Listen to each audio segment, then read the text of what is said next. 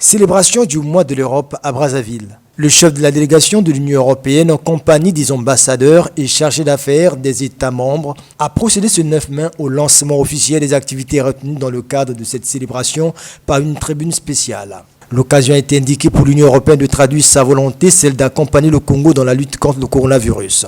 Donc l'Union européenne, elle a mobilisé, malgré les difficultés de la crise qui est brutale, elle a mobilisé tous ces instruments et ces ressources partout dans le monde et ici au Congo également pour aider les populations à atténuer donc les souffrances provoquées par la crise. Par exemple, par rapport au Covid et au vaccin, je voudrais dire que l'Union européenne est un des plus grands bailleurs du mécanisme COVAX.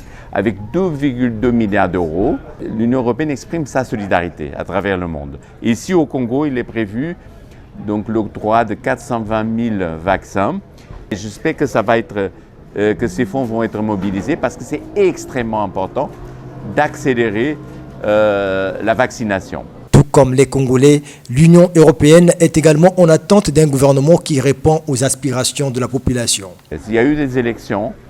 Il y aura un nouveau gouvernement qui va être mis en place et nous faisons vraiment le plaidoyer pour que ce gouvernement soit réformateur, qu'il y ait des réformes importantes, transparence des finances publiques, lutte contre la corruption, amélioration du climat des affaires et une diversification de l'économie vers l'économie verte. Tout au long de ce mois de mai, la délégation de l'Union européenne s'attellera à l'organisation de différentes activités pour marquer sa solidarité avec le Congo en cette période de Covid-19.